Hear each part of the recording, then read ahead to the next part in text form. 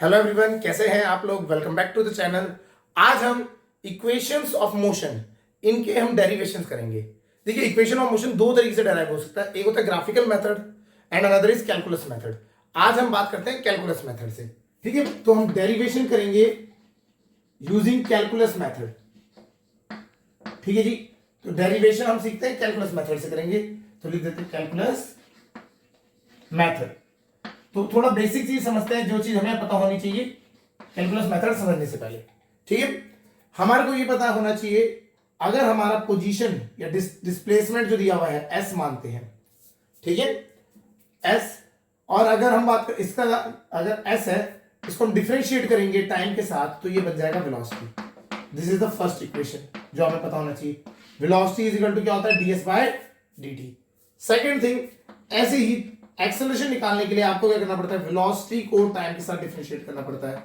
This is your second result. ठीक है, तो ये दोनों रिजल्ट्स आपको पता होने चाहिए। Velocity is equal to ds by dt। जो पोजीशन वेक्टर है उसका डिफरेंशिएशन कर दीजिए टाइम के साथ तो आपका वेलोसिटी वेक्टर वेलोसिटी बन जाता है। ऐसे ही एक्सेलरेशन क्या होता है, वेलोसिटी डिफरेंशिएटेड विद टाइम। तो ये दो चीज आपको पता होनी चाहिए। तो चलिए इनको यूज करते हुए हम करते हैं derivation first equation of motion का। तो फर्स्ट इक्वेशन ऑफ मोशन के लिए हम करते हैं फर्स्ट इक्वेशन ऑफ मोशन। ठीक है जी, बहुत सिंपल होते हैं, बहुत इजी होते हैं, है ना। जल्दी से कर लेते हैं।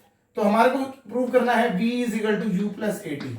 ये हमारे को क्या करना है, प्रूव करना है, होता है v is equal to u plus a t. ठीक है जी, चलिए इसके लिए हम क्या करते हैं, हम बोलते हैं भैया ये देखो v u वेलोसिटीज दे रखी है तो वेलोसिटीज है, और एक्सेलरेशन है तो कौन सी इक्वेशन यूज करेंगे, सेकंड। तो लिखेंगे we know that by definition a is equal to क्या होता है, dv by dt। समझ आ गया। तो a is equal to क्या हो गया, dv by dt। इसके बाद स्टेप नंबर 2 हम क्या करेंगे, वेरिएबल सेलेक्ट कर देंगे। देखो, इक्वेशन ऑफ मोशन तब यूज होते हैं जब एक्सेलरेशन कांस्टेंट होता है। तो एक्सेलरेशन इज कांस्टेंट, याद रखिएगा एक्सेलरेशन कांस्टेंट है। ठीक है जी, अब ये एक्सेलरेशन कांस्टेंट है, हम क्या करते हैं, वेरिएबल सेपरेशन करते हैं। v जो है एक साइड रहेगा, t एक साइड आ जाएगा। तो 8 into d t is equal to dv। Got it, ये आपको मिल गया। अब हम करेंगे इंटीग्रेटिंग बोथ साइड। चलिए इंटीग्रेटिंग बोथ साइड कर दिया, दोनों साइड इंटीग्रेशन कर दिया। लिमिट्स चेक करते हैं। लिमिट्स क्या है, जब हमारा टाइम जीरो होता है, जब टाइम जीरो होता है उसे हम कहते हैं इनिशियल स्पीड, तब बॉडी की स्पीड होती है u। ठीक है, और जब फाइनली टाइम t हो जाता है उस बॉडी की स्पीड हो जाती है v। क्लियर, यहां तक समझ आ गया। ठीक है, तो उसके यहां तक हमें करना है। इसके बाद हमें पता है एक्सेलरेशन इज कांस्टेंट, a बाहर आ जाएगा।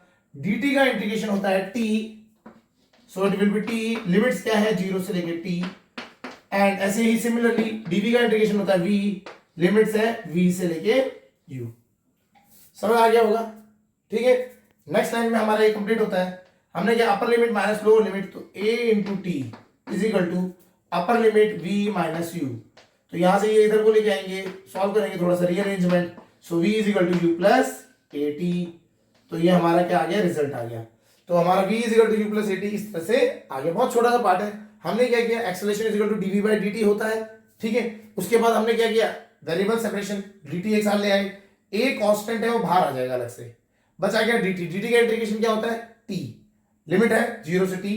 dv का इंटीग्रेशन होता है v, लिमिट है u से v। आपने इसको सॉल्व किया, लिमिट रखी, आपको आंसर मिल गया। तो दिस इज द सॉल्यूशन, कैसे करा जाता है जो फर्स्ट इक्वेशन ऑफ मोशन को ड्राइव। समझ आ गया होगा। चलिए अब सेकंड क्वेश्चन को करते हैं। चलिए सेकंड के लिए करते हैं, सेकंड इक्वेशन ऑफ मोशन। ठीक है, सेकंड इक्वेशन ऑफ मोशन क्या होगी, है हमारी s is equal to ut plus half a t square.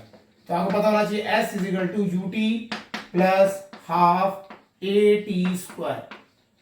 ठीक है जी, तो अब हमारे को हम देखते हैं इसमें हमें क्या क्या चाहिए। हमें पता है फर्स्ट थिंग, हमें पता है a इज इक्वल टू क्या होता है, dv बाय dt, ये हमें पता था। सेकंड, इसी तरीके से हमें पता है v इज इक्वल टू क्या होगा, ds by dt।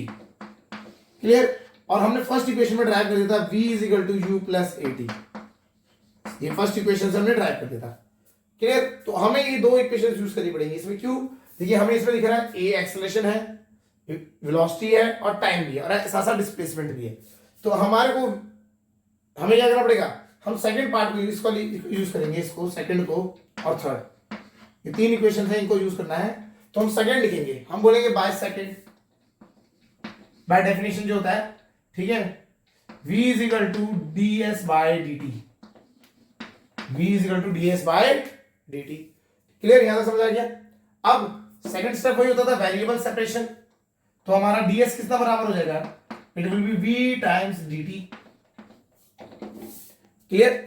Last time यहाँ पे एक्सेलरेशन था, फर्स्ट इक्वेशन ऑफ मोशन के लिए एक्सेलरेशन था, वो कांस्टेंट है, बट यहाँ पे v तो कांस्टेंट है नहीं, हमें पता है v क्या है, it is a function of time, v is equal to u plus at, तो v t के साथ चेंज हो रहा है, जो चीज t के साथ चेंज हो रही है मतलब वो कांस्टेंट नहीं है, तो हम यहाँ क्या करेंगे, ds v को क्या लिख देंगे, u प्लस at,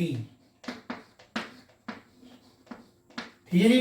अब मल्टीप्लाई करते हैं अंदर, तो ds आ जाएगा u dt, u times dt plus at dt। Clear. अब हम इंटीग्रेशन करते हैं, इंटीग्रेटिंग बोथ साइड, ओके। अब लिमिट देखिए, टाइम जब 0 तब हम बोलते हैं डिस्टेंस कितना था, 0, डिस्प्लेसमेंट 0 था उस टाइम पे, जब टाइम 0 डिस्प्लेसमेंट 0, मोशन वहीं से स्टार्ट हुआ है, ठीक है। फिर हम बोला टाइम जब t हो गया, t कभी s हो गया। क्लियर। तो हमने क्या किया, हमने पहले ds को कन्वर्ट किया v और vt की फॉर्म में, v को लिख दिया u plus at, first equation motion से जो हमने ड्राइव किया था, फिर उसके बाद हमने ये इस तरह से इंटीग्रेशन पे आ गए। क्लियर। ds का इंटीग्रेशन होता है s, लिमिट क्या है 0 से लेके s, ठीक है। u dt, u कांस्टेंट है क्योंकि इनिशियल स्पीड कांस्टेंट होगी, एक इनिशियल स्पीड जो होगी वो फिक्स होगी, है ना, बाद में टाइम के साथ वो वेलोसिटी चेंज होगी, बट लेकिन स्टार्टिंग में तो फिक्स होगी, तो dt की लिमिट होगी, dt होता है dt का लिमिट t हो गया और लिमिट होगी 0 से t, and after that a constant है, t dt का इंटीग्रेशन होता है, पावर 1 है तो पावर क्या होगा, एक बढ़ाएंगे टी स्क्वायर हो जाएगा, और जो पावर बनी उससे डिवाइड कर दिया, तो लिमिट हो गई आपकी 0 से इसमें भी। क्लियर। चलिए अब लिमिट रखते हैं, अपर लिमिट माइनस लोअर लिमिट, तो ये बचेगा s, यहां पे ut बचेगा और plus half at square. So this is the second equation of motion, ये आपको इस तरह से पता होना चाहिए। क्लियर। तो हम स्टार्टिंग कैसे करते हैं, by definition v is equal to ds by dt। Clear. v को हम फर्स्ट इक्वेशन से चेंज कर देते हैं, v is equal to u plus at, क्योंकि v वेरिएबल है टाइम के साथ, तो v is equal to u plus at हो गया। हमने क्या किया, मल्टीप्लाई किया, वेरिएबल सेपरेशन किया, इंटीग्रेशन किया, and after that we have our solution. Clear हो गया यहां तक। तो ये हो गया आपकी सेकंड इक्वेशन ऑफ मोशन। चलिए अब हम बात करते हैं third equation of motion. Third equation of motion पे हम आते हैं, third equation of motion, equation of motion, ठीक है क्या वो समझते हैं, v square minus u square is equal to 2as, ये आपके क्या इक्वेशन है। क्लियर, यहां तक समझ आ गया। Third equation of motion is v square minus u square is equal to 2as। इसको ड्राइव कैसे करेंगे ये समझते हैं। वही प्रीरिक्विजिट क्या है हमारे पास, a हमें पता है dv बाय dt, ऐसे ही v क्या होता है ds बाय dt, है ना, ये दो चीजें हमें पता है। क्लियर। और हमें और चीजें क्या पता है ये देख लेते हैं, 1 2, हमें पता है v is equal to u plus at, ये हमने फर्स्ट इक्वेशन से भी पढ़ लिया था, जरूरत नहीं है वैसे। s is equal to ut plus half at square, ये हमारी सेकंड इक्वेशन ऑफ मोशन। तो हमें पता ये चीज हमने उस टाइम तक सीख चुके हैं, तब तक हम थर्ड के लिए जब थर्ड पढ़ने आ रहे हैं। क्लियर। चलिए तो स्टार्ट करते हैं। इसमें हमें दिख रहा है v है u है, मतलब v और u तो क्या होता है, वेलोसिटीज, a एक्सेलरेशन और डिस्प्लेसमेंट, तीनों चीजें हैं। तो अब मुझे क्या करना पड़ेगा, हमें क्या करना पड़ेगा, थोड़ा समझना पड़ेगा कैसे इसको ट्रिक से, किस तरीके से हम इन तीनों को इकट्ठा कर पाते हैं। चलिए कैसे करते हैं, स्टार्ट करते हैं। हमें देखो, हमें बेसिक कहीं ना कहीं से स्टार्ट करना ही करना है, तो हमने बोल दिया भैया हमने ले लेते हैं इस तरह से a से, यूजिंग फर्स्ट इक्वेशन। तो a is equal to, by definition a is equal to क्या होता है, dv बाय dt। बट अब मुझे यहाँ s भी चाहिए, s चाहिए, तो मैं क्या, हमने क्या किया, हम लोग ऐसा करेंगे ds से मल्टीप्लाई एंड देन ds से डिवाइड, ds से मल्टीप्लाई एंड देन ds से डिवाइड। क्लियर, यहां तक समझ आ गया होगा। तो हमने क्या किया, ds से मल्टीप्लाई कर दिया, ds से डिवाइड कर दिया। Okay, got it. अब थोड़ा सा समझिए, ds बाय dt ये क्या हो गया, ds by dt is v, second equation से, ठीक है। तो सो ds बाय dt तो क्या बन जाएगा, v बन जाएगा, and then it will be dv by ds। पहले क्या था, यहाँ पे देखो वेरिएबल क्या थे, v था, t था, हमें वीटी नहीं चाहिए, हमें तो एस चाहिए था, तो हमने डीएस से इंट्रोड्यूस कराया मल्टीप्लाई डिवाइड करके, ठीक है। अब ds by d t is v हो गया, अब हमारा डीएस बन गया वापस।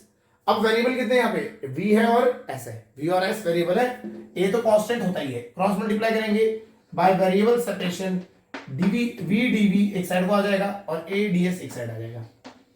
गॉट इट, या तो समझ आ गया। Now next step, integrating both side, integrating both side. जब डिस्टेंस जीरो था, मतलब स्टार्टिंग कंडीशन, जब आपका मोशन स्टार्ट हुआ है, डिस्प्लेसमेंट जीरो था, उस टाइम पे वेलोसिटी होगी u, क्या मान ली u, एंड आफ्टर दैट जब डिस्प्लेसमेंट s हो गया तो वेलोसिटी होगी v।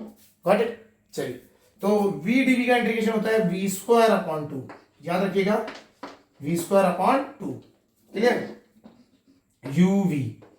और इसका क्या हो गया a ds का कितना होता है s, लिमिट 0 से s, 0 to s इसकी लिमिट होती है। Okay got it. अब upper limit minus lower limit करेंगे तो v square minus u square upon 2 will be a s हो जाएगा। सो बस आपको रीअरेंज करना है, 2 उधर जाएगा and you will be getting v square minus u square is equal to 2as। ये आपका यहां से आ गया, 2 को बस आपको उधर भेजना है, हो जाएगा, क्लियर। तो इसमें ट्रिक क्या है, दिस इज द ट्रिक, ये छोटा सा पार्ट। हमने क्या बोला, acceleration is equal to dv by dt, got it. फिर उसके बाद ds से मल्टीप्लाई ds से डिवाइड, ds से मल्टीप्लाई ds से डिवाइड किया, तो फिर हमने क्या किया, ds by dt by second equation, ये जो हमने इक्वेशन दिखा है, बेसिक डेफिनेशन ही कह सकते हो, ds बाय dt से ये होता है v के बराबर, and then acceleration is equal to क्या हो जाएगा, ये v हो जाएगा dv v dv upon ds। ds को उधर लेके गए, वेरिएबल इंटीग्रेशन किया, वेरिएबल्स जो इसकी मतलब है आपकी लिमिट्स है वो रखी और सॉल्व करके आपको आपका आंसर मिल जाएगा। समझ आ गया होगा। These are the 3 equations of motion and their derivation.